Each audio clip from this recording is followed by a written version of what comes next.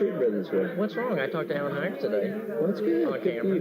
He didn't mind. Brother, what Yeah, if you y'all want to say done to it the church is wrong. Okay. I know, get it on film. Yeah, I didn't expect I don't this, have anything to say to Jason. you. There's nothing to talk about, brother. Right. You've blasphemed people. You've spoken evil of them. I mean, what you're doing is wrong. You're hurting the church. Yeah. Were you in fellowship with me? Let me ask you a question. Are you in fellowship with me? We're a brother in Christ, and I don't, wait, I've never But here's my question. Are you in fellowship Do you with want to me? talk to me in the library? No, I'm talking to him. Are you in fellowship with So, me? I'm not going to be blamed for causing a scene. Okay, no, there's no sin. Are you in fellowship with me? Spiritual I have fellowship. never advocated for instantaneous withdrawal. I never said you did. Yeah, so when I go about and correct things, I'm not then saying, hey, you're going to hell. Which is what should happen. It's good. And I don't think you're going to hell. Good. So are you in fellowship with me spiritually? What do you want me to say, Jason? I would hope you would say yes. Yes, okay. So we're in fellowship. Yeah. Then what are we talking about? The fact that y'all won't do... Who's y'all? BJ Clark. BJ Talk Clark. to BJ then. Okay, so you want me to? I mean, you can come to BJ. I'll be a good man for us, I know. You know he shared the pulpit with 4 Pepperdine speakers. The other scriptures. You're done though, right? You do not have permission to take this picture. Okay. You do not have permission to record what you're doing. Yeah. In the library? No, I'm talking to him. Are you in fellowship with me? So I'm not going to be blamed for causing a scene. Okay, no, there's no sin. Are you in fellowship with me? Spiritual I have fellowship. never advocated for instantaneous withdrawal. I never said you did. Yeah, so when I go about and correct things, I'm not then saying, hey, you're going to hell. Which is what should happen. It's good. And I don't think you're going to hell. Good. So are you in fellowship with me spiritually? What do you want me to say, I Jason? would hope you would say yes. Yes, okay. So we're in fellowship. Yeah. Then what are we talking? Now there is a difference. Ephesians 4:31 and 32. Let all bitterness and wrath and anger and And I just want to come back. Give us your turn before or after those lectures. Well, I know that y'all preach about public rebuke, and he did not public rebuke anything connected with Pepperdine. Well, Right. I can't speak of what I don't know because I wasn't there or didn't hear it or whatever. Y'all's MO. No, it's not MO. What I'm saying is you're clearly in fellowship with us, though.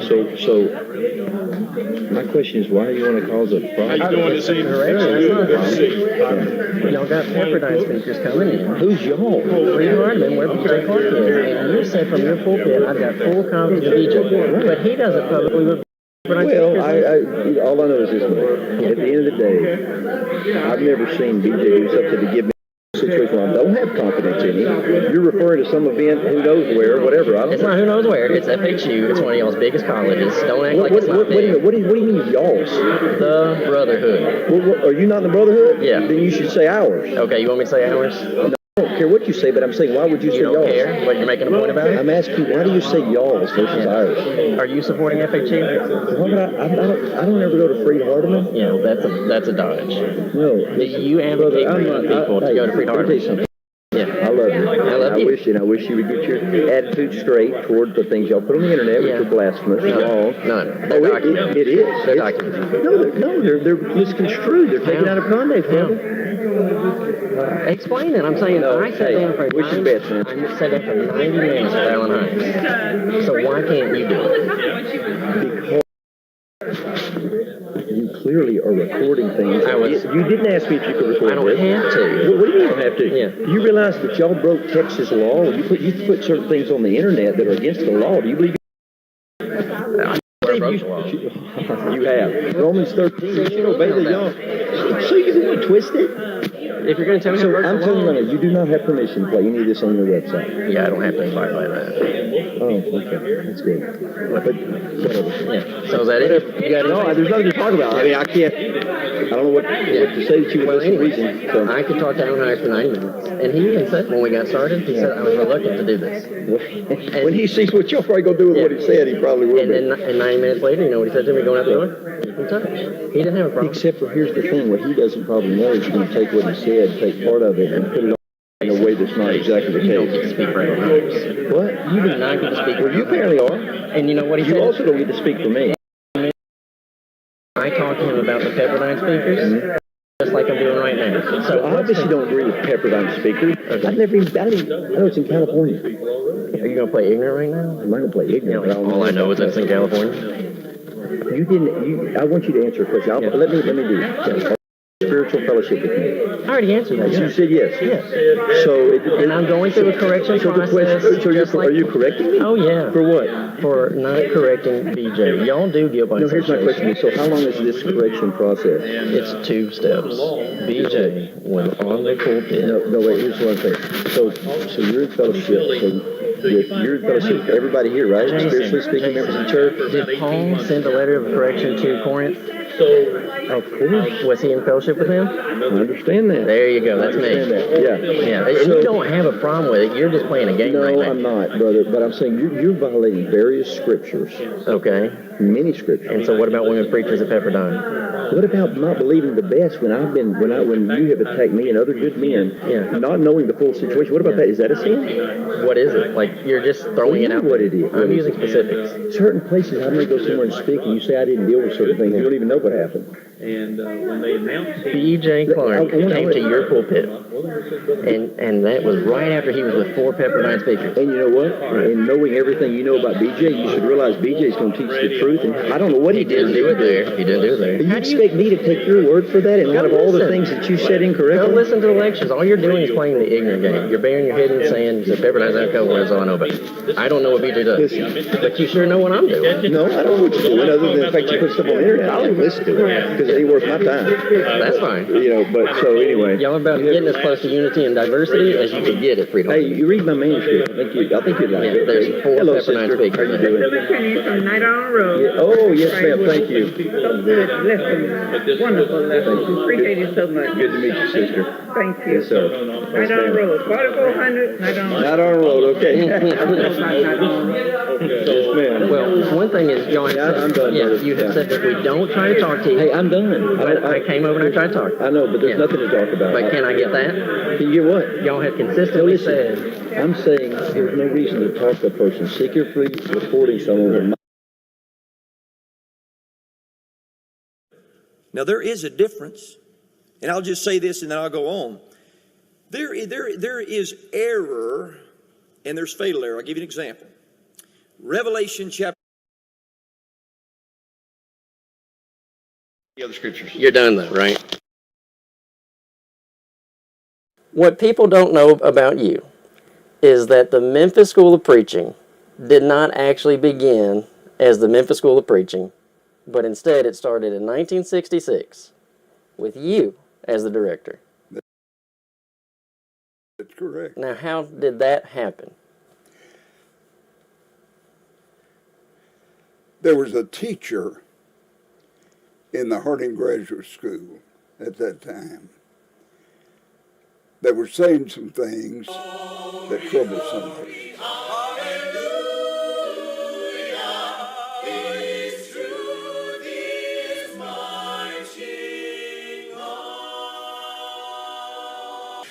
As he died to make men holy, let us die to make men free.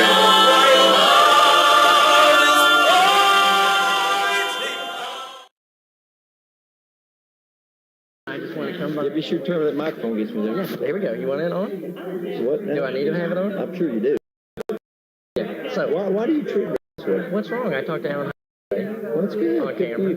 He didn't mind. Brother, what Yeah, y'all, if you what wanna y'all say done it to to the church is wrong. Okay. I know, get it on film. Yeah, I didn't expect I don't this, have anything to say to Jason. you. There's nothing Yeah. to talk about, brother. Right. You blasphemed people. You spoken evil of them. Yeah. I mean, what you're doing is wrong. You're hurting the church. Yeah. Were you in fellowship with me? Let me ask you a question. Are you in fellowship with me? You're a brother in Christ, and I don't, wait, I've never No, but here's my advocated. question. Are you in fellowship Do you with want me? to talk to me in the library? No, I'm talking to him. Are you in fellowship with So, me? I'm not going to be blamed for causing a scene. Okay, no, there's no sin. Are you in fellowship with me? Spiritual I have fellowship. never advocated for instantaneous withdrawal. I never said you did. Yeah, so when I go about and correct things, I'm not then saying, hey, you're going to hell. That's good. And I don't think you're going to hell. Good. So are you in fellowship with me spiritually? What do you want me to say, I Jason? would hope you would say yes. Yes, okay. So we're in fellowship. Yeah. Then what are we talking about? The fact that y'all won't do... Who's y'all? B.J. Clark. B.J. Talk Clark. to BJ then. Okay, so you want me to? I mean, you can talk to BJ. BJ's a good man as far as I know. You know he shared the pulpit with 4 Pepperdine speakers. Okay, here's where you are tonight. You're with us on What Does the Bible Say? And we are live. It is a Thursday night. It is around 8 o'clock exactly here in Martinsville, Virginia. We are talking to our folk in the churches of Christ all over the United States. We appreciate those of you who are tuning in. I got to power up right quick. We appreciate you for tuning in, and we appreciate you for your viewership, and we encourage you to tell someone about what does the Bible say. This is a broadcast that is not monetized. We're not getting any funding as a result of being on YouTube. And one of the reasons that we don't is because we have just under 4 million, I think a few thousand, and we'll have 4 million views. And you might say, well, you should have been monetized. Well, I don't know about that. I think we're doing fine if we have that, and we're locally here in Martinsville. That's what we do. We work locally. And you are spreading us around. And so that's a wonderful thing. And I don't want anybody telling us what to do, like possibly YouTube. So we appreciate you being with us tonight. And we want to ask you the question tonight. This is basically what the broadcast is about. We are asking the question, and I'm eating as I go. So I just got through. So just give me a second here as we work late, as we are constantly doing. See what we have up there? That's a couple of guys, pretty good sized guys, and they're trying to spread concrete.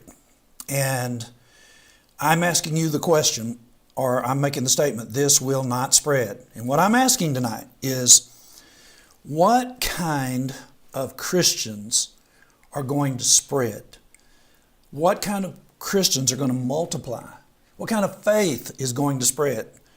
And, if you know about the Martinsville Church of Christ already and you're in California, you already know the answer to that. Or if you're in Washington State, where Tony Wood is, you already know the answer to that. If you're a young person named Jason over that way, you already know what the answer to that. If you're in Arizona, you know the answer to that. Some of the most well-known Calvinists in America are over there in Mesa, Arizona. One of them was on a podcast that ended up calling us out and saying that we should debate because we're the most well-known persons in the Church of Christ that are doing broadcasts. That's what they said. And then Caleb did debate one of those guys. And what did he do? He changed his position on live television. November the 3rd. You look it up. And November the 3rd, I believe, is the debate. And then in the comments, in the description, Caleb has included an interview that went on live television in this area. So everybody in this area got to see the result of another broadcast associated with the Martinsville Church of Christ. And what does the Bible say broadcast? And I don't even know how many debates that we have jointly shared or been involved in. I know that it's going to be over 20, and I'm being very conservative when I say that. And so we're asking you this question. Now, here's the thing. I know a little bit about spreading concrete.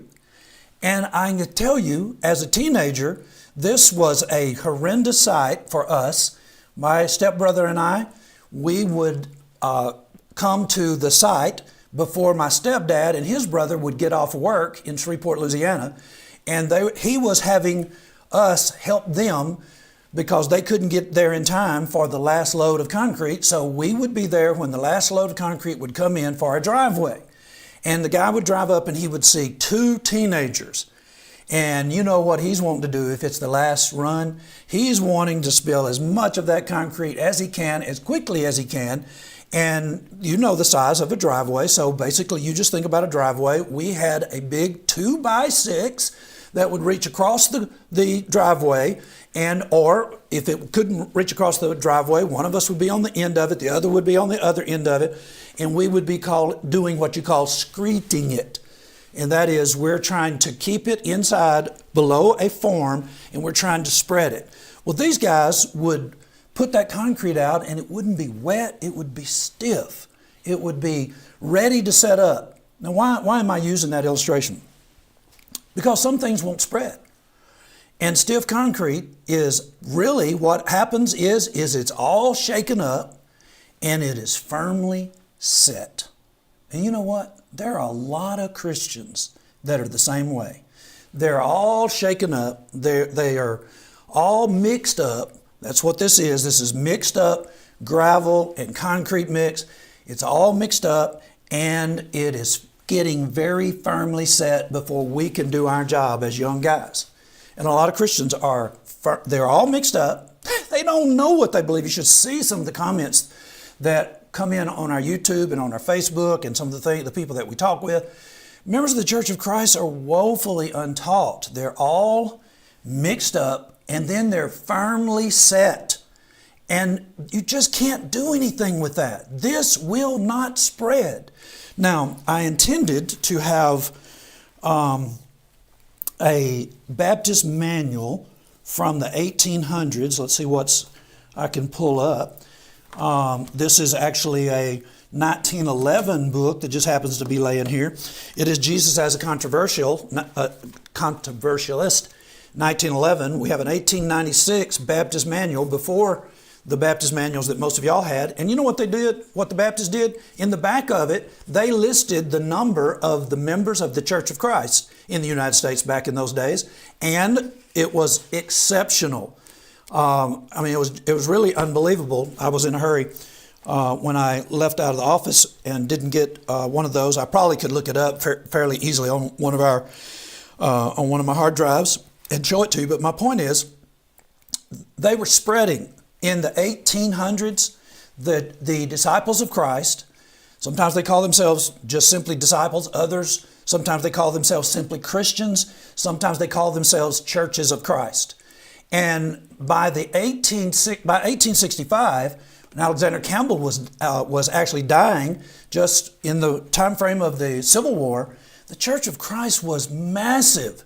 Those different names designated people that were connected. And one of the things that was happening is they were fluid.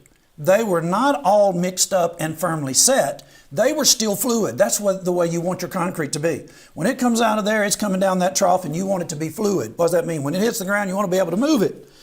These folk were still fluid. What that means is they were in the growth process. They had not crystallized. What does crystallize mean?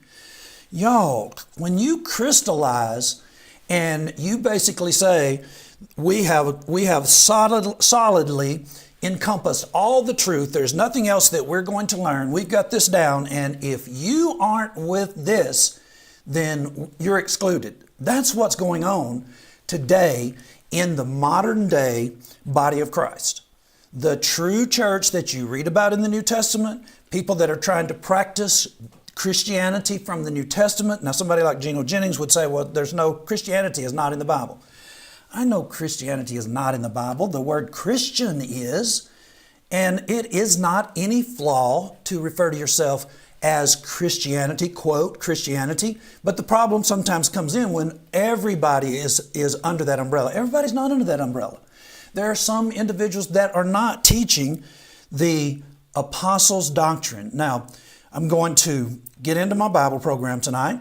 Thankfully, the people that own Power Bible got back with me, and I now have a call on my answering machine that I can go to every time it ends up moving from its default position. It's a great program, Power Bible. We give them away free on CD, and then or you can get online, Power Bible, just say .com, .org, whatever, and you can order it yourself, and it will be a download, and it is a wonderful, wonderful tool. And so tonight, we're basically saying, in this discussion, we're saying that if it's not according to the apostles' doctrine, in Acts chapter 2, that's exactly what these individuals were following. They continued steadfastly in the apostles' doctrine, in fellowship, in breaking bread, and in prayers. Now, that's what I'm saying tonight. If you're following the apostles' doctrine, look, then we should be able to still be in a fluid motion so that we can get together. Now, I want to tell you something tonight. These scriptures are lined up here tonight. Acts 18:25, Hebrews 6:1, Acts 19 verse 1, Hebrews 2:1. What do those four scriptures have in common? How do they overlap? How do they explain each other? You're going to see that tonight. Acts 18:25, Acts 19 verse 1, Hebrews 6 verse 1, Hebrews 2 verse 1. And we'll look at those in a minute. And so what we're now going to demonstrate is, Johnny, what are you talking about? This business of being fluid, we're still trying to encompass all of the truth in the apostles' doctrine. There's not even out there that knows all of the truth. I mean, you can just test your resident Bible scholar. Just say, okay, I'm going to, like Geno Jennings does sometime, and I'm using Geno Jennings because I'm going to talk a little bit about him tonight. He will tell his reader, Williams, open the Bible anywhere. Do you really believe that he's going to just start a lesson from anywhere that they haven't talked at all? Well, I don't. I'm just, I've listened to Geno Jennings for 25 years now.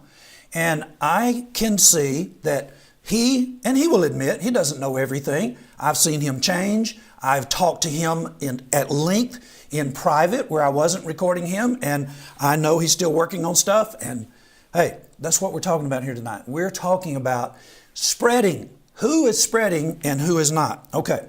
Now, last week on Sunday, or this past Sunday, I guess it was, on this past Sunday, I introduced a comparison. I started using the Memphis School of Preaching and their lectureship this past year. I introduced Freed Hardeman's lectureship, and we started looking at who is being seen, who is being looked at.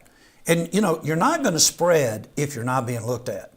If you don't have people listening to you, if you don't have people that are involved in Bible study with you, then your faith, the kind of Christianity that you're trying to spread, it's not spreading. And I'm saying this isn't somewhere where I'm just slapping people around. I'm saying, hey, all of us want to spread the gospel. We want to spread the good news. And if people are not watching you, if you're not getting out and talking to people, then you're not spreading. Well, what would you be doing?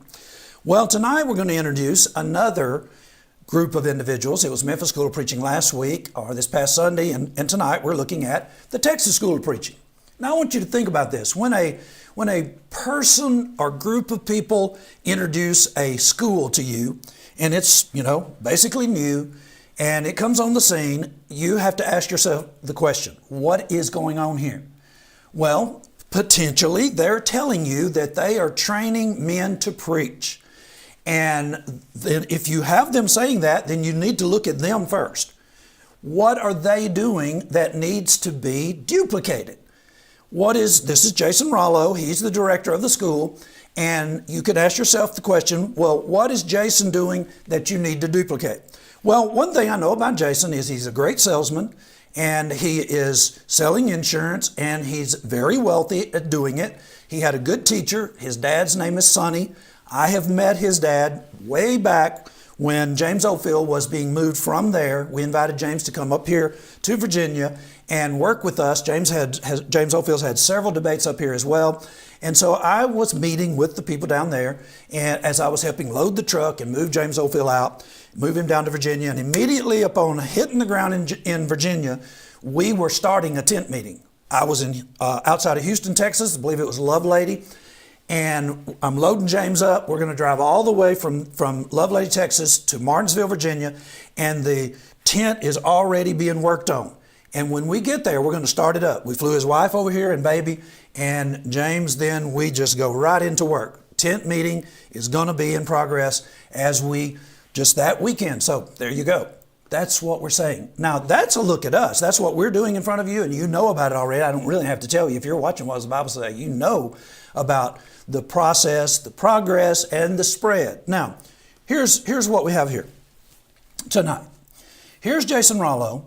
He is in a public venue. This is just a picture of What Does the Bible Say with me in it. And Jason Rollo is at Get Well, the Church of Christ that has now gone defunct, closed the doors in Memphis, Tennessee. It was a couple of years ago. Caleb and I were there at the lectureship, and the reason why we were there is to talk to another hugely well-known, extremely far-reaching, popular gospel preacher named Alan Hires. And so we encounter Jason Rollo in a public setting, which was amazing because I've tried to encounter him before about some disagreements. And even in their town, I can't get a peep out of them, but we end up in Memphis, and Caleb happens upon Jason Rollo. And what does Jason say? You do not have my okay to record our public interaction. Now, the first thing that I want you to think about, if you're training men, you're going to have to be able to keep your cool. You're going to be able to have to be able to think on your feet. You're going to have to expect that somebody is going to come up to you who is different than you, all mixed up and firmly set. How about that? And they're going to ask you a position, and if you can't handle yourself on your feet and like in the moment, you haven't been trained. And that's just all there is to it. You do not have the ability to train true evangelists. What do evangelists do? Evangelists are basically spreading the truth everywhere in every kind of way, and they're in dangerous settings. They're in all kinds of setups like this where they come into contact with persons that disagree with them, and they even facilitate it. Like an evangelist who is truly spreading the gospel, borders don't mean anything to them. Rules don't necessarily mean anything to them that are man-made. I mean, there are man-made rules that simply would keep us from spreading the gospel. And if that's the case, I know two different occasions in Acts chapter 5, verse 29, and Acts chapter 4, 19, where Peter and John said, who are we going to obey? We're going to obey y'all who actually have the rule of law on your side, or are we going to obey God? And they were saying things like, did we not straightly command you that you should not preach in His name anymore? And you filled the city with the doctrine. Well, Jason Rollo, we're going to hear him in a bit as he complains about what we do and how we do it. And I'm just saying, this is what you're going to view tonight. This is what we're going to view. Well, this is his co-worker, Terrence Dendy. Now, Terrence is the director also of the Texas School of Preaching. So you have basically Jason Rollo, who is a well-known Texan, and you have Terrence Dendy. He came out of Florida. His son was going to A&M, and it was kind of a package deal. They came on the scene about the same time. And so here he is, Terrence Dendy. Now, what we're going to do tonight is we're going to examine whose behavior will spread. And how do you do that? Y'all, this is real simple. Do you know Terrence Dendy? Probably not. His name is Terrence Brownlow Dendy. Do you know him? Probably not. If you're watching What Does the Bible Say, then we're really not promoting Terrence Brownlow Dendy. Most of the time when we come into contact with him, as you'll see in just a moment, it is on his part very bitter, very hostile, and we, on the other hand, are doing just fine with putting people on the record so that you can see how that we behave with them and you can see how they behave with each other. And so that's what you have. And then you have, in the very same setting, in the very same building, on the very same day, you have Alan Hires and Caleb sitting down together for 90 minutes. And Alan Hires basically telling us about the past. He's 86 years old back then. He's telling us about the past. He's talking about Rubel Shelley's departure and the fact that he and Rubel Shelley were sharing the same pulpit back in the day, and details that we're going to let you hear here in a moment. And so here's the thing. I want you to ask yourself this question. Now, Alan Hires presents that he started the Memphis School of Preaching in the Get Well congregation back in 1966. I think it is. I could be wrong, but I know it's in that time frame. So he is putting forth information to Caleb about why they started the Memphis School of Preaching in the Get Well congregation in the first place. So you have two commonalities here. A person who started the Memphis School of Preaching, an individual who started the Texas School of Preaching and then brought Terrence Brownlow Dendy on, and you have one of them being fully cooperative in having himself recorded. Candid Christian is not a game. Things come out in Candid Christian, and that is something that you need to watch. Caleb has interviewed several different individuals, Alan Hires, Rubel Shelley, Steve Wolfgang. Steve Wolfgang is a very well-known non-institutional brother from Downers Grove. I don't know where he's really from, Indiana, I think, but he's in Chicago area, Downers Grove. He also did a two and a half, almost 3 hour, maybe a 3 hour sit down, and these are not a game. These are very detailed. Historical data gets brought up. All kinds of conflicts get brought up. And then I don't remember who followed that. LaGard Smith. LaGard Smith is a very, very well-known individual. He's a person who claims to be non-institutional. He would not mind being on a college lectureship that is out in Florida. He wants, he would like to have an invite. He said that on the interview. He has particular positions that don't coincide with some of the places he goes. He was a lawyer. He was a teacher of law at Pepperdine in their law department. So he wasn't necessarily on the Bible faculty, but he wrote a lot of biblical material. And so he wanted to be on Candid Christian too. I just will tell you that after the interview was over and he saw the things that Caleb and I said about the interview, I suppose that's what it set him off. And he ended up saying to Caleb, I did not like that. And he gave a character of Caleb that was not too nice. He may have changed his mind now. I talked to him after that somewhat later. He answered the phone, was willing to do a favor for me. So that's what we're doing. We're trying to keep this fluid. We're trying to continue to talk with individuals without giving up our principles or compromising ourselves. I don't think any of these guys are going to say that we compromise in any kind of way because we have the last word. We do a show that is our chance to talk about Candid Christian and the things that are positives and things that are not so positive and things that we are not going to follow along and participate in, and where these individuals need to change and possibly where we need to change. And then you just keep moving on. And I'm doing a commercial for this. You move on from LaGard Smith, you have John Mark Hicks. LaGard Smith is already up. Rubel's up. Allen is up. John Mark Hicks, I think he is up as well. He was a Lipscomb professor. You might say, I don't like that. Well, before that, he was at Alabama School of Religion. I'm sure you like that if you like the Memphis School of Preaching. That's where Curtis Cates comes in, Rex Turner School. That's where he was. He left there, went to Harding. And he was at Harding at a time where Allen Hires wouldn't have participated with Harding. And so you basically are hearing these stories and accounts from men that are in their 60s, 70s, and 80s. So they're telling us how this divide ended up happening. Well, here's the question. Are we going to all be mixed up and firmly set? Are we going to spread? I'm saying go back and read the restoration history and look at how these individuals continued to be fluid, and in their fluid motion, they were wiping out whole churches, sectarian groups, and they were defeating their faith in a magnificent way. 250,000 people coming out of Presbyterian and Baptist, and that's documented by a Presbyterian himself named Davis. 10,000 in 3 years that are said by Baptists to have obeyed the gospel and big time hurt the cause in Kentucky. These are the kinds of things that they were doing while they were fluid, where they weren't having a mixed up and then crystallized, firmly set situation where you can't actually have any kind of dialogue with anybody. And that's where Jason Rollo is. And that's what we're going to show tonight. So, just a little bit of a advertisement. This is what you get with What Does the Bible Say? The Martinsville Church of Christ, brethren that associate with us. We have a YouTube channel that you can learn all kinds of things, see all kinds of debates, see all kinds of discussions. They're still going with different individuals.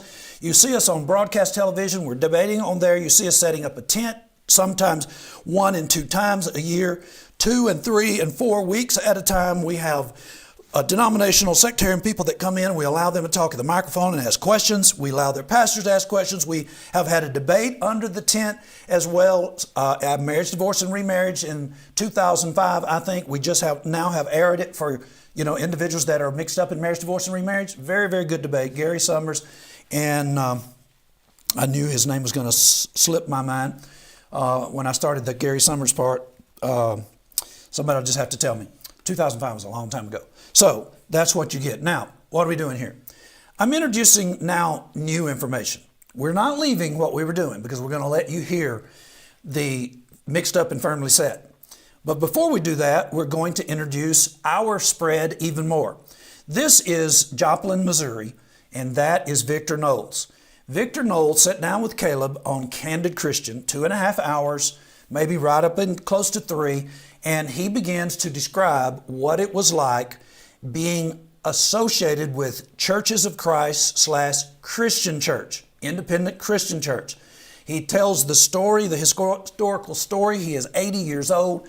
He knows it very well. He is a very widely known author.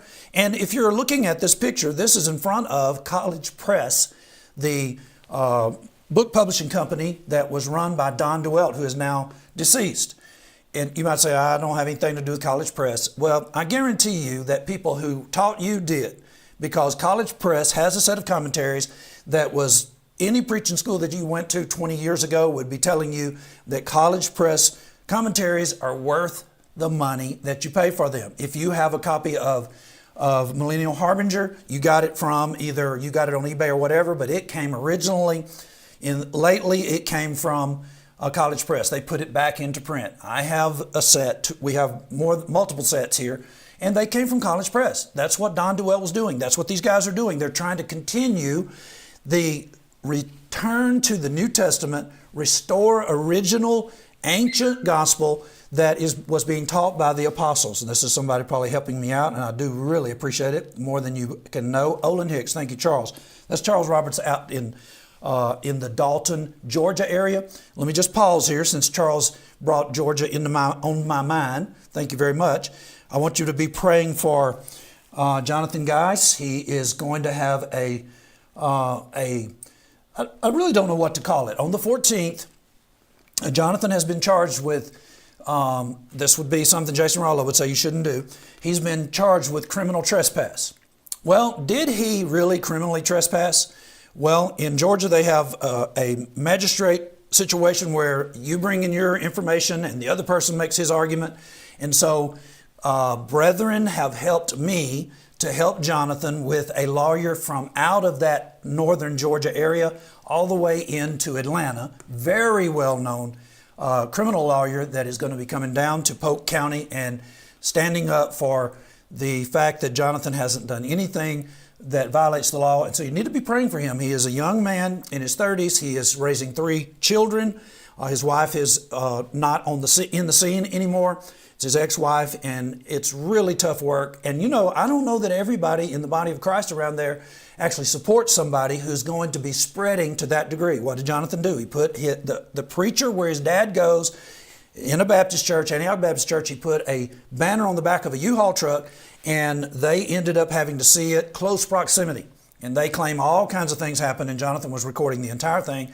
So, you know, I don't know if the recording will ever be seen or if his lawyer, pray for him, his name is David, pray fervently for him. If you were Jonathan and you're thinking that you might go to jail or you might end up having the charges full on put on you and a warrant put out for you, that would be terrible. And it is terrible. It was terrible for me. I was with him. The whole thing unfolded similar to something that happened in Danville, Virginia in 2009. So here we are. So these individuals are very, very fluid, and they are still trying to restore New Testament Christianity. And he wanted to talk. And I wanted to hear from him too, because, you know, I'm unfamiliar with some things once I get into Virginia, and you would be too if you started paying attention. These folk in this area, there are some people in this area who are associated with him that are handing out literature that comes directly from a group of individuals that you would know very well, and I would actually tell you that the material is good that he's handing out, and it just basically tells them about the Church of Christ. People have been wanting me to debate this particular individual here in this area for years.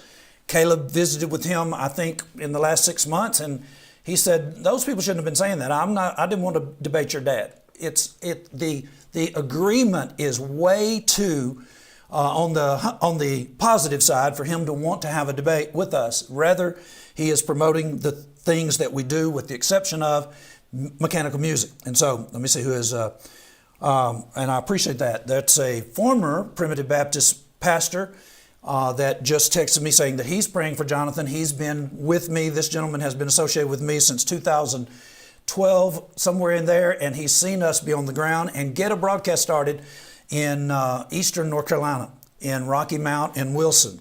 And so we're really thrilled to be hearing from them, and that's spreading. That's what we're talking about. So here we are. What are we saying? Now, you probably, if you're a watcher of what does the Bible say, you know that this is Dan Parker. He is a Primitive Baptist pastor, very, very well known in this area. Well, what does Dan have to do with Victor? Well, as a result of my debating with the Primitive Baptists and the discussions with the Primitive Baptists, this was 2005 and 2006, as a result of the live televised debates, which they actually provoked, we ended up supplying the airtime, and we had several nights of debate. And then he got on television for a while and tried to spread, and it wasn't spreading. This won't spread. Calvinism, 5-step in Calvinism, Primitive Baptist, it just won't spread. And so as a result of that, this is what comes into our atmosphere. This is Winifred Jennings Berry Sr. right here. He is basically alive at the turn of the 19th, the 20th century. Let's see, 1900. He was already born before 1900. He was a very well-known author. He was a highly respected Primitive Baptist pastor, and he ran a historical library and just all kinds of stuff over in Elon, North Carolina, which is very close to us. Caleb went over and talked to him just the other day. And you might be saying, why are you bringing him up? Well, first of all, I want to give you the timeline so that you can recognize how far back we're going here. Winifred Sr.'s son just passed away in 2023, and he was 94. And he was born when his dad was 29 years old. Let me take that back. He was born on May 25th, 1929, and I know his dad was alive before 1900, in the 1800s. So we're going back to the 1800s, and this individual was born in 1929. He's also a pastor, well-known author, a dignitary at Elon College over in North Carolina. And then he has a brother whose name is Philip Glenn Berry, and Philip is still alive, Glenn, we call him Glenn. Glenn is still alive, and I was introduced to him as a result of the debate with the Primitive Baptists, the ongoing back. And this gentleman that is talking to me, Brad, he's telling me that he once preached in one of the churches that Elder Berry pastored. And it's very common for the Primitive Baptists to be known as elder. Some folk that were in your restoration history books would be Elder Jacob Creeth. They call themselves an elder. They certainly were qualified. They were not exactly as we are. They were in a fluid motion, but they weren't all mixed up and firmly set. They were saying, we're spreading this, and as long as we can get individuals to agree on certain things, then we're going to continue to use them and try to spread this. We're going to correct things as we learn it. And that's exactly how we get to here where we are. Now, what does Glenn Berry have to do with this? Well, that is a great classic, Norman Rockwell for me. I just love it. It is Glenn Berry. He cranked up the press and made some cuts for Caleb. And the reason why he did that is because when Victor Knowles was a young man, I think just turning into his 20s, Victor was writing papers for a youth pamphlet that Glenn Berry was publishing all the way over here in North Carolina. Now, you see how far-reaching certain things are? This junior, Winifred Jennings Berry Jr., who was 94 when he died, he was born in California. So that's telling you that Winifred Sr. was in California at that time frame, and he was doing exactly what he's doing now. But we're all the way over here in North Carolina, and this guy has one of the oldest libraries. He's running it. He's a curator for it on the eastern seaboard of any kind, literature that goes back into the 1700s, maybe even the 1600s. I've been through there, I've been in there many, many times. And there's so much stuff. And then Caleb was involved in going through boxes and booklets to find where Victor had actually been published by Glenn all those many years ago. Now, is that something to be excited about? Absolutely. Why? Because it ends up being a person who was in the Church of Christ / Christian church. And we're talking about back in the 50s and the 40s when the firmly set, all mixed up and firmly set, had not ever happened. They were still warring it out with the disciples of Christ. They were still warring it out with the left side, that the churches of Christ, who became known consistently as churches of Christ, they pulled out, and the churches of Christ / Christian church, and basically what's going on, many of them have mechanical music. They're still fighting it out with the liberal left. And you might say, well, I don't even talk about them. Do you talk about J.D. Tant, Texas preacher? Oh yeah, he's one of my heroes. I've read that book multiple times. Well, if you did, then you probably remember that he was in the Missionary Society, the Texas Missionary Society. That's exactly what we're talking about. They were splitting over things that were considered to be unauthorized. They were trying to figure out what to do with these things as they spread. And what were they doing? Texas Missionary Society? Well, that's a para-church organization, someone might say today. Here's the thing. I'm not taking up for it. I'm just saying they were trying to spread the gospel. What are you doing? Who's doing the spreading? How is it that we are connected to Glenn Berry, who's in his 80s, and Glenn finds out that Caleb is going to be talking to a person that he published in their both of their 20s, and that he's going to be showing them, telling about Glenn Berry. And Glenn, the kind of guy he is, he goes and takes Caleb into the musty, damp, and have not been seen in a long time, and they dig out the actual booklets that Victor was in. I don't know how many that Caleb presented to Victor as he was doing the Candid Christian. That's the kind of stuff that you will hear. Who's uncovering that kind of stuff? Literally uncovering it. I know that Texas School of Preaching is not doing that. And here's basically how we're going to prove that. Now I'm going to move over to some video now and audio just to set ourselves up, because at some point somebody will say, you know, this just really isn't fair that you're having these folk in front of us and you're talking about them, is it not? I'm saying, what was Alan Hires doing with Caleb? How is it that we know that the School of Preaching started at Getwell, and why did it? Let's take a listen to Alan Hires, one of Alan Hires. Here we go. What people don't know about you is that the Memphis School of Preaching did not actually begin as the Memphis School of Preaching, but instead it started in 1966 with you as the director. That's correct. Now, how did that happen? Get ready, because if you don't like people talking about other brethren, then you need to turn it off right now. Well, you might, and I know that some people say, well, I like Alan Hires, but Caleb, I can't stand him. I don't like what y'all do. Well, here's what we do, and it's right here in your face. This is him telling why you start a school of preaching. Here we go.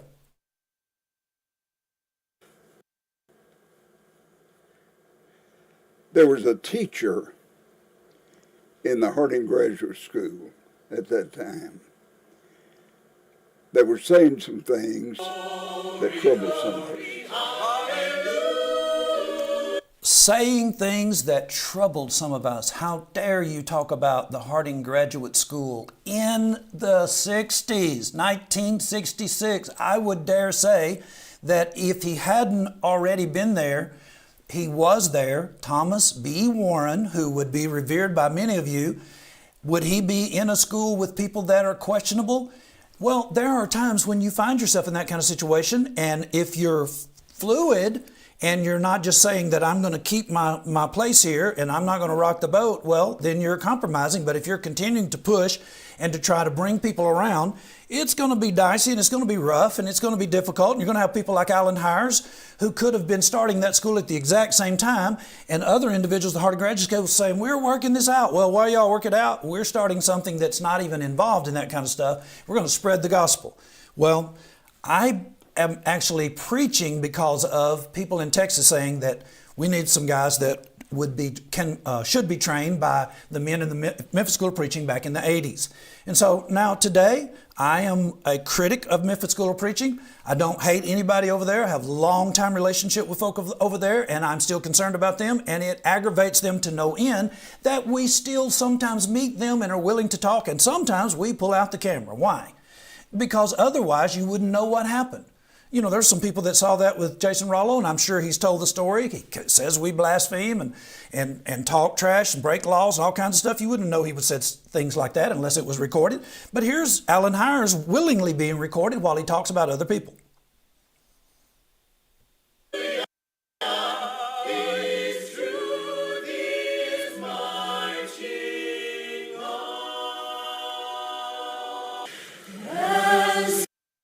You need to see that.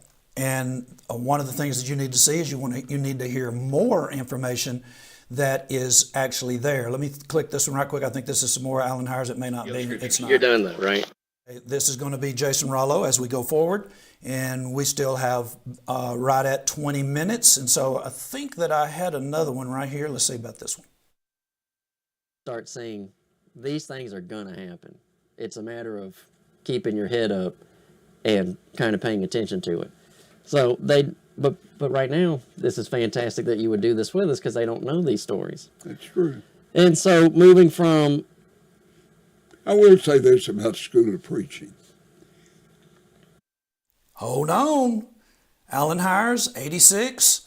You take your time frame from 1966, you move to now, And he's going to tell you some things that he said and others were saying about the Memphis School of Preaching after the fact. Several years after the school was established and got on its feet and had anniversary after anniversary, and now Alan Hires is going to start talking about the Memphis School of Preaching. And so, hey, I'm not opposed to that. If you're all mixed up and firmly set, we're not going to be doing anything. We have to continue to be willing to be movable and talk about the issues that are causing the issues. Take a listen. At one time, it developed a reputation of being somewhat radical. Memphis. Yes. Okay. I can remember some elders saying, don't hire a preacher from the School of Preaching. You'll have problems if you do. When Brother Cates took over as director, Curtis Cates, I think the school became more moderate. And I think over the years, they've done a lot of good. Well, when you say one of the things that I think that Curtis Cates, I only had him briefly when I went there. What would be the moderation? What, like when they said these people right now, they're radical, don't hire them. But then they start moderating out. How would you describe that? If I can say, when I hear people say radical, I think it's going to be those people who say, we wish you would call less names from the pulpit. It's a little hard to define specifically, but I think the impression was that some of the young men that came out of the school were so determined to have things their way. And they almost came out with a chip on their shoulder that... Now, y'all, I'm not going along with this. You might say, oh, you're loyal to the school. Listen, I think Memphis School of Preaching has moderated to the point where it's just unity and diversity over there. And I don't think that Curtis Cates was moderate. He was extremely radical in some people's minds. He jacked us up and set us loose. And when I got back home, it's exactly as he said. I didn't have a chip on my shoulder, but a lot of people said that I did. And the first thing that I did was bring in John Shannon with his tent. We set up a tent twice. Memphis School of Preaching came down and knocked the doors on the second go-round. And John taught a Baptist pastor and his head deacon. Everybody in the county knew about it. It's a county-wide. We went everywhere, knocking doors all over Red River County and into Lamar. And we put it on television in Lamar County, which is Paris, Texas. One of the most liberal congregations over there in Paris, Texas. Their youth director came over and asked, what can we do to be in fellowship with you? Why? Because you're a small congregation out here in the county, in a town of about 800, and you got the whole two-county area talking. About what? The fact that there is but one faith, and all of us should be moving towards that one faith, and we should all be, if we're actually out, then we ought to be trying to get in, and or try to move them in a way that we can have fellowship and spread the good news to everybody, instead of being very radically liberal and pointing at, now there was one congregation in Blossom, Texas, the preacher came down there and said, for every one y'all baptized, you run 50 off. How could he possibly know that? And he ended up being an elder in the Hanley Church of Christ and involved in the Brown Trail School of Preaching. So if you got guys like that who do not believe in offending anybody, and you're saying that you're running them off, while when's the last time you think he saw somebody baptize a Baptist pastor, and a black Baptist pastor at that, and his deacon? Never. I doubt that he's ever seen that in an evangelistic event. And that's exactly what we're talking about. And that is the description that many people gave of me. I don't think Alan Hires looks at me necessarily as a radical. I don't necessarily know. I know sometimes when we talk about him, he may feel that way.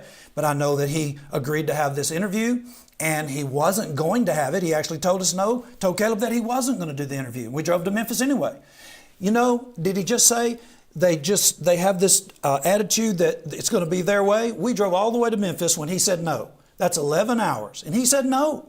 But when we got there, he preached at one of the last sermons in the Get Well building, and Caleb made him an offer that he could hardly refuse, and his wife was so excited about it that she said, I think he can do that. And they went off to eat, got his blood sugar up, and he came back and did 90 minutes. Candid Christian. And what do you got Jason Rollo over there doing? Well, we haven't heard Jason Rollo just yet. Well, let's do that. This is the difference when we're talking about what we're dealing with mixed up people who are firmly set. It won't spread. Okay, here's Jason Rollo. This is quite a quite a long discussion, 6 minutes. So you're going to get to hear Jason and how he handles himself on his feet. So I'm going to cue Jason back up from before, and we're going to put he and Terrence together. We'll just be Jason for now. We got something else that's coming up. Now, is it okay for us to talk about school of preaching? Absolutely. Alan Hires is talking about Memphis one way, positive, and then he's talking negative. He's talking about the graduate school. Everybody loved it. Everybody loves Alan Hires. I mean, he loved the interview. His wife loved the interview. Everybody loved the interview. Well, did we push on him? Absolutely. He actually said that you didn't necessarily have to say anything if you were sharing a pulpit with a woman preacher at Pepperdine. Well, no. We're not going to let that kind of stuff go. And on it went. But he's a big boy. He's a man who's seen this kind of stuff. He's been on the other end of it plenty of times in the Spiritual Sword magazine. So let's go. We got Jason Rollo queued up. 6 minutes. Take a listen. And I just want to come by. Be sure to turn that microphone gets me there. Yeah, there we go. You want it on? So what? Do I need to have it on? I'm sure you do. I do? I know you do. Yeah. So why do you treat brother this way? what's wrong? I talked to Alan Hires today. Well, that's good. On camera. He didn't mind. Brother, what Yeah, if you what want to y'all say done it to the church is wrong. Okay. I know, get it on film. Yeah, I mean, I didn't expect I don't this, have anything to say to Jason. you. There's nothing Yeah. to talk about, brother. Right. You've blasphemed people. You've spoken evil of them. Yeah. I mean, what you're doing is wrong. You're hurting the church. Yeah. Were you in fellowship with me? Let me ask you a question. Are you in fellowship with me? We're a brother in Christ, and I don't, I've never But here's my advocated. question. Are you in fellowship Do you with want me? to talk to me in the library? No, I'm talking to him. Are you in fellowship with me? So I'm not going to be blamed for causing a scene. Okay, no, there's no sin. Are you in fellowship with me? Spiritual I have fellowship. never advocated for instantaneous withdrawal. I never said you did. Yeah, so when I go about and correct things, This is a trick, y'all. He's trying his best to get Caleb to affirm that we have withdrawn ourselves from Jason Rollo. I've been correcting Jason Rollo for quite some time. And even in a lectureship that we were in together, I actually withstood his own local evangelist where he's an elder. And basically the evangelist in turn said that he was wrong and that he apologized and that he still was learning. And he thanked me for doing that publicly. Well, that was where Jason was an elder, and the preacher was off on 3 different things that we discussed in that lectureship, and then everybody else was fine with it, but Jason was not. Well, how do I know that? Because he owned the recording apparatus that was doing the lectureship, and he killed my lecture. Why would he do that? Because he said that the things that I was saying was going to cause too much confusion and nobody would answer it. I'm here to answer it. The nobodies that don't answer is him. He doesn't want to be recorded. He doesn't want to be in a live setting. And he's trying to dodge with Caleb by trying to get Caleb to say that he's out of fellowship with him because he's trying to correct them. Listen, we're still in a fluid motion.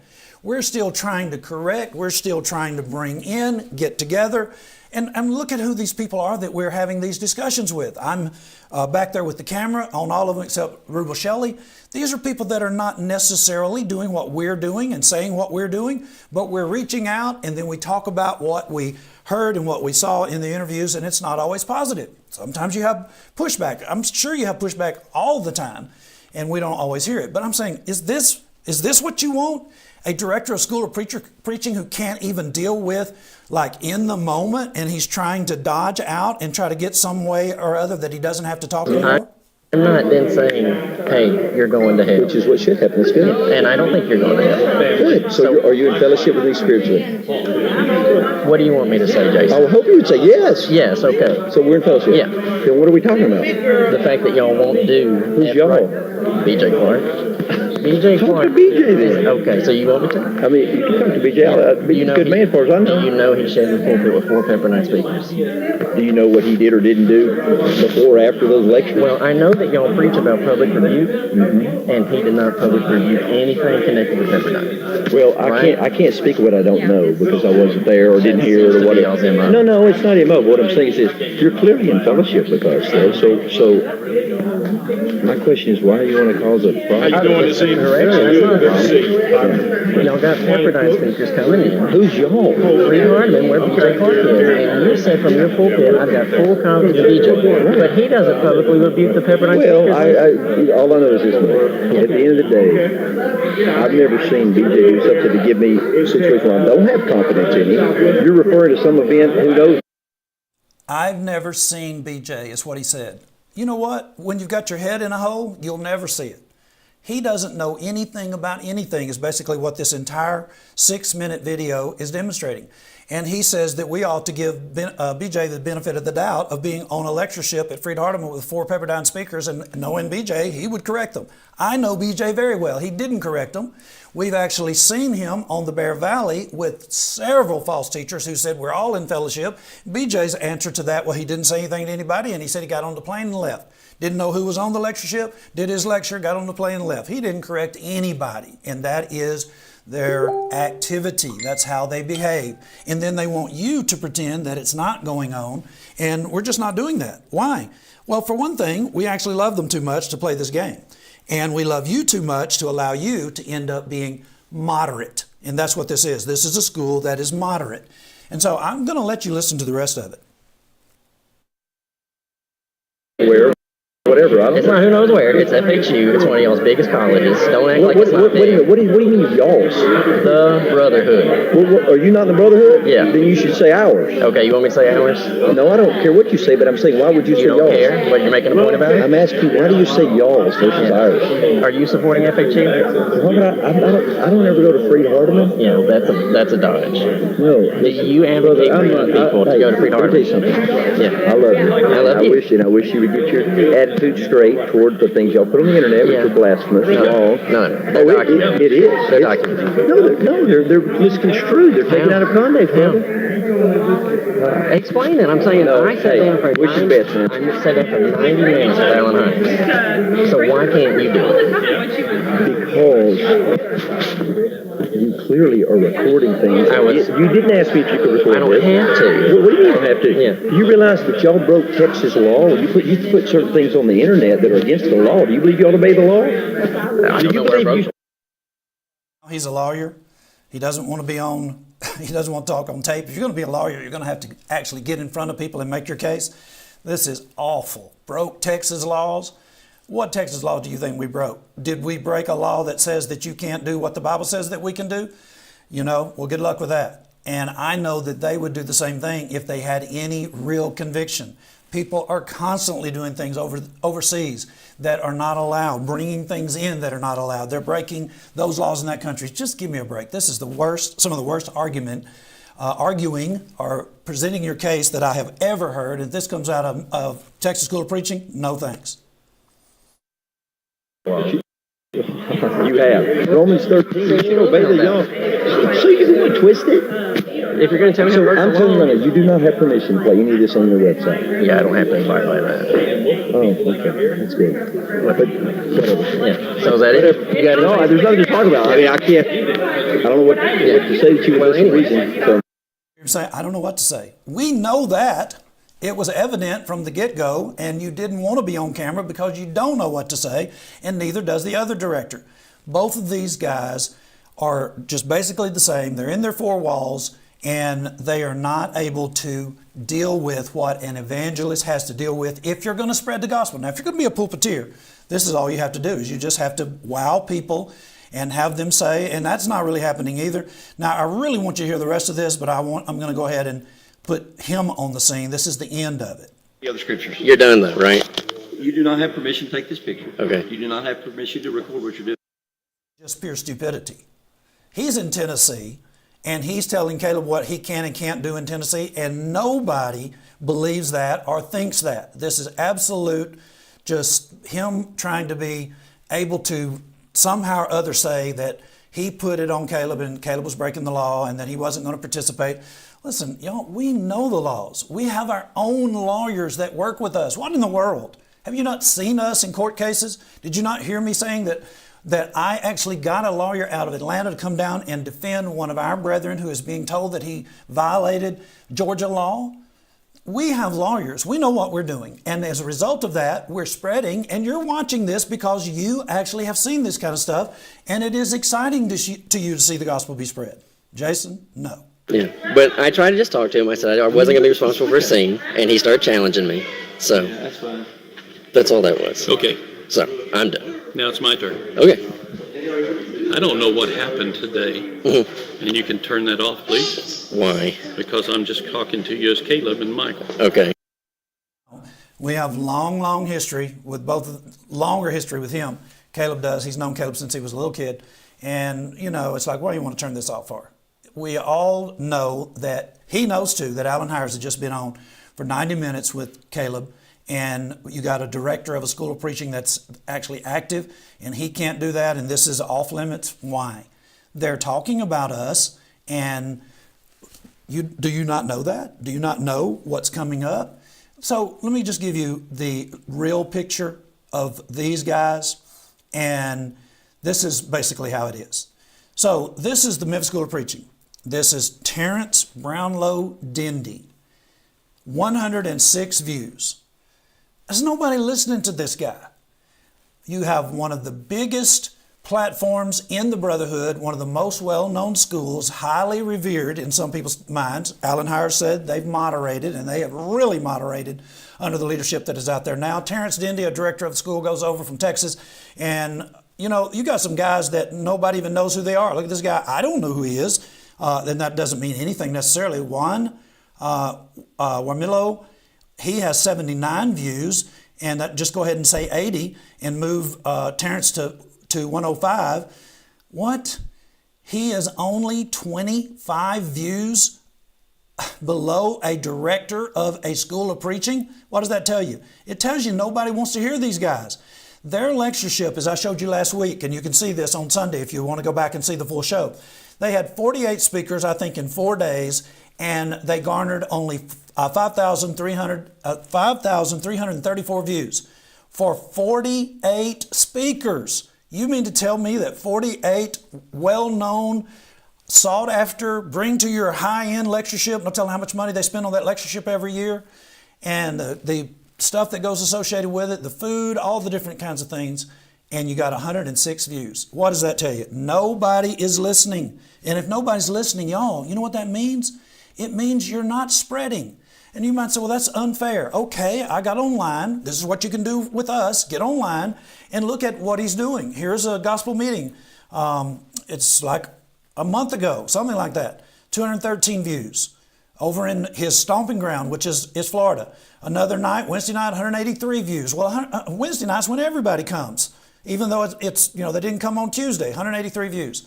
Then on another night, Monday night, he had 384 views. So give him 400, 200, that's 600, another 200, that's 800. Then on another night, 276, so that's 1,100. We're going to give him, round it off to 1,100.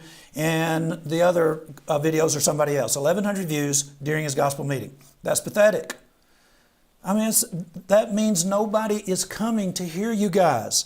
And so, well, what do you give for in return? Look at this. This is not even my YouTube site. This is a young man that works alongside of us in Florida. Comes to the tent. His wife now, he's married. They have a child. They come to the tent with us. They basically learn how to evangelize. And he's got one of my videos that you really need to listen to. Why? He put this up on his TikTok, 11,000 views. Will Geno Jennings keep his word in debating Johnny Robertson? Those of you who are out there that saying that I've compromised with him, y'all should be ashamed of yourself. This is in 2024. I actually caught up with him in April, and he's in a conference room, and basically a brother out there and several other people are putting this out there, and you can listen to it. Take a listen.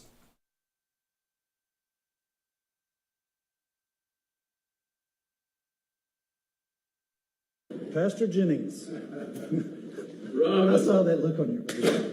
Oh, I'm so proud. That's all right. Did you know it was going to be me?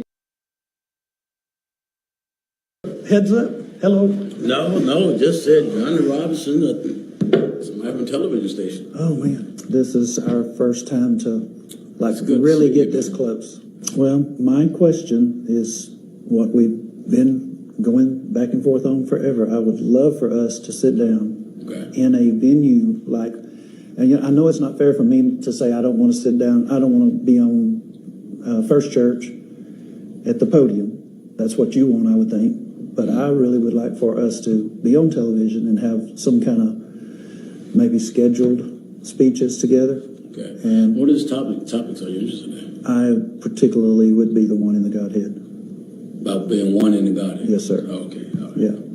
Where do you want this topic to take place? I do it broadcasting Rocky Mountain. I've been down there since 2012. Okay. I see what my schedule permits because I'm like booked all the way up to August. Oh, I'm fine. It's been, I think the first time I saw you was 24 years ago. Yes. And that's what we were talking about then. And so just even the idea that you would even consider it is... Give me your number. As soon as I get an opening, I'll definitely give you a call because I have your number. That's where we are. And we've been batting back and forth. I've been showing up, constantly reminding him that I'm on the scene. I went into his own pulpit. A lot of people are saying, oh, Johnny's Pentecostal, whatever. Y'all are not going to get away with that. There are other individuals that are putting this stuff out there and they're demonstrating that I am in the waltz that you have when you're trying to get someone to have a discussion who is actually not wanting to move. And why would he not want to have a discussion with me? Why would he be putting me off for 24 years? You have to answer that question yourself because I have been in front of him on camera saying, you challenged, I respond. And he would leave. And I eventually caught up with him 24 years later, and we're still doing that. For you to say that I have compromised, that's fine. If you're all mixed up and firmly set where you are, and that's exactly what we're talking about, then that's what I have to deal with. Now, we're back to Terrence Dindy. He's actually behind that, the squiggly there. That's actually me getting to the website that you just saw. You good? Yeah. Okay, so I want you to look at, now it seems mean, I am sure, to many of you, what I am doing, but here is the side that you're not going to see. And so let me close this out, and I want to give you some back and forth that we've actually had with the Texas School of Preaching, and you'll just have to be the judge because you would never see this if we were not putting it out, and I'm going to have to get out of the screen in order for you to get to see this. This is back and forth that Terrence Dindy is doing in Texas. This is a scene, gives you 11 years ago. This is where he was 11 years ago. He was doing his master's work at Bear Valley Institute. Why do you need to see that? Because the teachers that he had in 2014 are well-known liberals. Jay Lockhart, full fellowship with Oklahoma Christian, who was having Duck Dynasty out at the time. They were having Pepperdine's director of their lectureship. They were having Milton Sewell, who is on the board with Christian Chronicle. And I could just keep going. Individuals, Stafford North himself was a very, very liberal individual who was wide open up under the big tent. And that's where Dindy is being taught. Bear Valley, where Stafford North was on the master's program. Jay Lockhart was on the master's program. Earl Edwards is on the master's program. And he's basically, he's right in there with them getting his degrees. Well, really? All right, so here is basically Earl Edwards. Earl Edwards has a book entitled, Can a Christian Drink Alcohol? And you know that he's affirming it. So here's the question. Did Terrence not have a chance to talk to Earl Edwards or to Jay Lockhart or Stafford North about all the stuff that they're doing? And so here's my little onomatopoeia that I put up. Did I have a chance to debate any devil-loving, truth-hating, false-teaching enemies of the cross while completing my master's from Bear Valley? Now, he didn't really say that, but I'm just asking because that's what he actually said to another young brother that's in Dallas, Texas. He says to Jake Highsaw, in a discussion about alcohol, he says, anytime either of you devil-loving, truth-hating, false-teaching enemies of the cross want to set up a public debate, you know how to contact me. My cell number is on the website. I can't contact him. And I know he knows, or he thinks that I'm a devil-loving, truth-hating, false-teaching enemy of the cross, want to set up a public debate. I am certainly in a position to answer him. And I went to town and called them all up while I was evangelizing in that area. By the way, I was on Houston broadcast all over the county, Harris County at the time. It was just a little bitty drive over to College Station. I had their cell phones, called them up. They all knew that I was out there, wouldn't come out, wouldn't talk. You know why? Because they're not training preachers. They're not training evangelists. I don't know what they're doing, but I mean, if Alan Hires can talk about the Memphis School of Preaching and the Harding Graduate School, I can talk about these guys. And then this is the bitter, hateful stuff that you get out of Terrence Dendy. Terrence Dendy has actually been caught right in the middle of fellowshipping people that were then fellowshipping Pepperdine. And he told Caleb, I don't want my name to come out your mouth. And it's like, what kind of talk is that? The first time I ever heard that said was, it's some kind of Grammys, Emmys or something where Will Smith told Chris Rock that he didn't want anything else coming out of his mouth about his wife. I don't want my wife's name or my wife or my name coming out your mouth. Well, those are fighting words. What in the world? Devil-loving, truth-hating, false-teaching, enemies of the cross. Is that what the high saws are? I mean, are we trying to bring people in? What do they differ on? They differ on the same thing in this particular instance as Earl Edwards, and he didn't have any problem with the devil-loving, truth-hating, false-teaching enemy of the cross, Earl Edwards. It's the exact same thing. And so, what are we saying? Listen, y'all, this won't spread. This kind of stuff won't spread. And you cannot lump us in here with this kind of stuff. We're trying to help these brethren. Why would we want to help Jason Rollo? Jason Rollo has helped me financially. Jason Rollo has been on the scene in a tent meeting in Eden, North Carolina. There was a time where he didn't have any problem. And I'm the same now as I was then, just as so-called radical, just as determined to push the truth as I see it and try to bring other people into a fluid movement so that we can spread it. They are all locked up in their little groups, and they are just tremendously inconsistent and hypocritical, and they can't make an argument. Jake Highsaw is in his early 20s. Why you want to talk to a young guy like that who graduated from Memphis School of Preaching, and why didn't you just get somebody your own size, which would be Earl Edwards? Because he's afraid. That's why. Big talk, no views. And that's what we're talking about. Will that spread? Will this spread?